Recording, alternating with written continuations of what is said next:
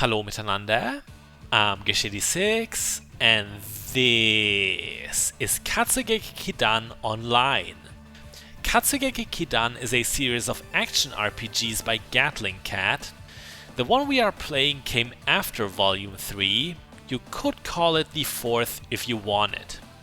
About the subtitle Online.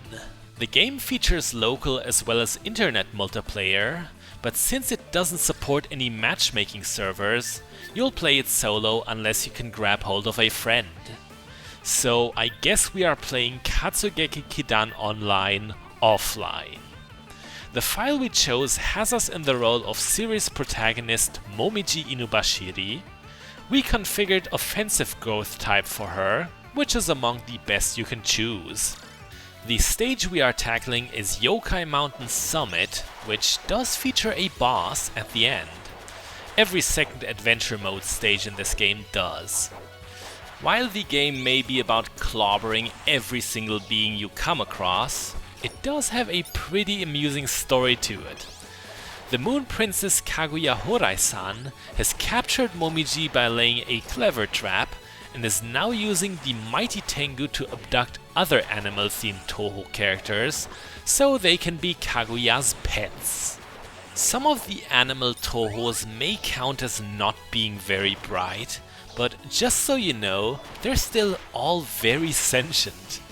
I suppose that makes this a video game celebrating the glories of serfdom and enslavement. Luckily, that's not all it is about. There is also a subplot involving a powerful caped wizard who terrorizes the land. We know all this thanks to Arc Narok.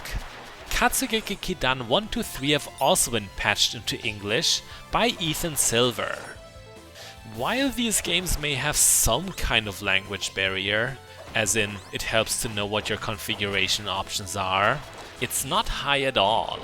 You don't need to read Japanese as long as you can smash your enemies.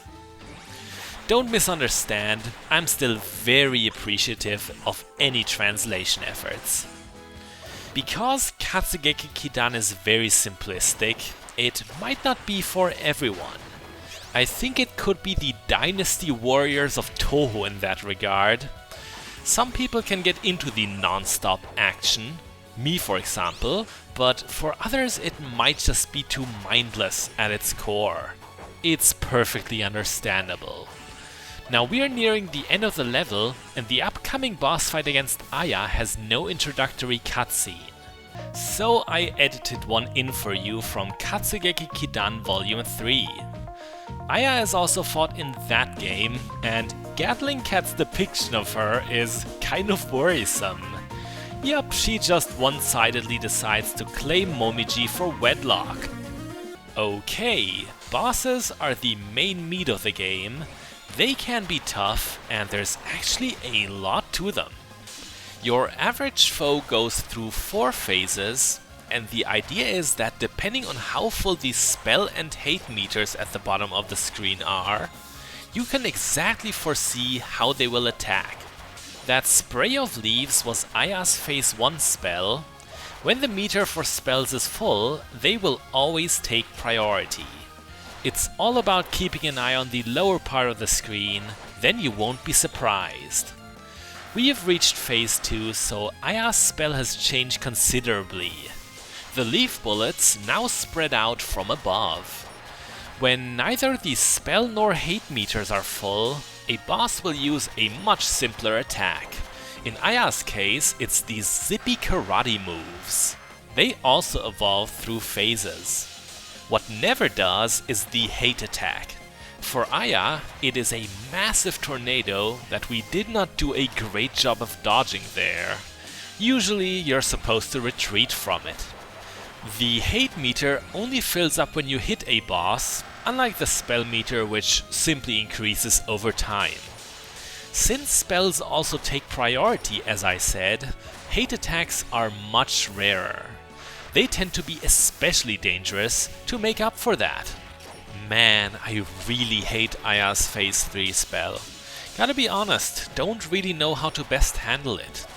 There is a safe spot directly under Aya when she casts it, but after that it's just pure chaos. That time right there, it somehow worked out well for us. Your main tool for dodging bullets in this game is your dash. Dashing gets rid of all projectiles that get too close to you while the animation lasts. It's another one of those cases of a Touhou game where the attacks thrown at you seem absurd, but you have your defenses to make them reasonable. We are about to enter the final phase, and it can be a painful one if you're caught off guard by it. You need to keep a lot more distance to that spell, and because we didn't, we lost a life. Extra lives exist in the form of the Horai Elixir, which you will sometimes find in the levels. You can carry up to 2 of them, giving you 3 lives in total, and each Horai Elixir will automatically revive you back to half health. The one we used is not much of a loss for us. The game assumes you'll stock up on elixirs before the big fights. Now that is how you dodge that attack, mostly. You shouldn't be so impatient and close in before it's really over. A few more strikes and Aya becomes the princess's new pet bird. Here's the after-battle cutscene from Katsugeki Kidan 3, in which Aya apologizes for her advances. That's nice of her. I mean, it was just attempted rape. Forgiven and forgotten, right? The Aya Momi lovey-dovey sensation. I know it's unconventional to show cutscenes from a different game, but it may be Katsugeki Kidan Volume 3's most redeeming value. There's so much that annoys me about that game. This is the best excuse I'll ever get to show them to you. I don't want to make a video full of negativity. Also, Aya takes upskirt photos of Momiji, not for her tabloid, but her own private interests. You know, I don't feel bad anymore for beating her up now. She is literally a sex offender. Anyway, one of the things you can do between stages is bolstering your stats. It is an action RPG after all. You can spend money and rock fragments in the equipment upgrade submenu. It's especially sensible for Momiji to beef up her shield and fur, as her bullet defense is naturally poor. You want to remedy that weakness. So, we could slice our way through another stage, but let's take a different approach. We'll try out the other playable character, Kaguya. I'm surprised Gatling-Cat is giving her the benefit of the doubt and assumes she would actually do something herself. Miss Prissy Princess is going to wage war on the Hakure Shrine in stage 10. When it comes to playstyle, Kaguya is a whole different beast.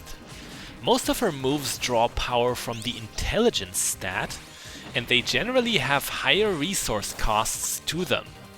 Basically, she is a mage archetype and a technical character. Calling someone a technical character in a fighting game is a polite way of saying that they are harder to play as, and therefore worse. No, I prefer Momiji, but Kaguya is still viable. She's not garbage. You may even like her better. If she is indeed your choice, perhaps the best configuration to pick for her is the intellect growth type, which will grant you a high regeneration rate for SP. You will need those for summoning Reisen and Tei. The 2 rabbits will appear in many of Kaguya's moves, and there's a certain game mechanic, a sort of wielding proficiency, linked to them. The more active usage a rabbit receives, the stronger her attacks become. Tei's alright, good at juggling foes, but I especially like Reisen's powerful lasers. As she's more useful against bosses in my opinion, I like to concentrate on her if I can, so you'll often see me whip her out even when it's overkill. Speaking of Kaguya's moves, her strongest is this one, where she uses both of her pets for a big combo. It helps to have played a beat 'em up or 2 in your life, as that attack as well as Momiji's best one require you to do a fireball motion before pressing the special attack button. Oh, how I hated quarter circling as a kid. Thankfully, the game is very good at detecting a well-performed fireball. I don't ever have much trouble with it. While we're closing in on another boss, I wanted to mention the game's multiplayer component again. I've actually played Katsugeki Kidan online with a friend once. It would have been fun, however the stability was very bad. The Atlantic Ocean between us might have been to blame. No matter, we would desync so often. Once players desync in this game, you pretty much have to restart. The whole thing sounds like a failed experiment, but only good came out of it. Me and my friend would play other Touhou games together, Hopeless Masquerade and Desunoya's Amapani and Urapani, for example. I've also generally been more open to playing multiplayer titles again since then. So even though Katsugeki Kidan Online was a total train wreck in that regard, it had a lot of indirect merit. In a symbolic manner, it has become very dear to me, and believe it or not, telling this personal story was my main motivation to even make this video. It is high time we finally addressed Reimu. I don't quite know why we are fighting her. She's not an animal, Touhou. Perhaps Kaguya is mistaking her for a sloth. You could get that impression of the Shrine Maiden. Well, what I think is really up is that Reimu is policing. It was only a matter of time until Gensokyo's community got upset with us just rapturing folks. Anyway, Reimu's early phases are pretty tame, but we should still watch out not to get kicked in the face too much, because we're Kaguya. She has a much better defense to bullets than Momiji, yet is more vulnerable to anything physical than the hardy Tengu.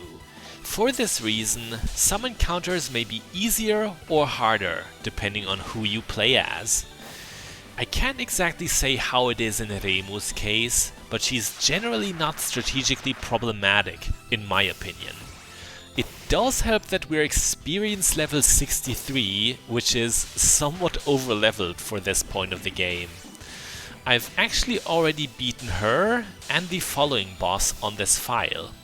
Nothing stops you from replaying old stages in this game.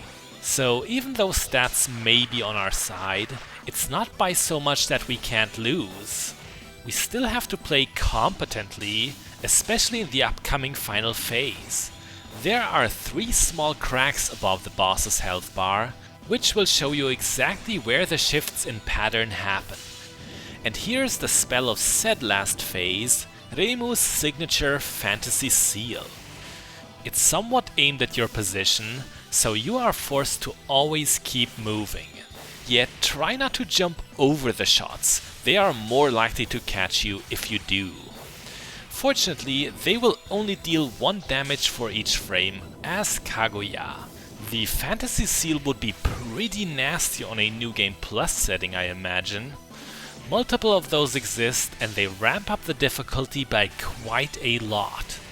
We end it by launching Tei into Reimu's face. Fatal, definitely. Alright, I think that was enough to give you an impression. The Katsugeki Kidan games can be quite fun if you're in the right mindset. The combat of this one is very solid and has a satisfying punch to it. Just don't expect great innovations in level design, it's very straightforward. With that, I'm Gesh86, this was Katsugeki Kidan Online. Bis bald!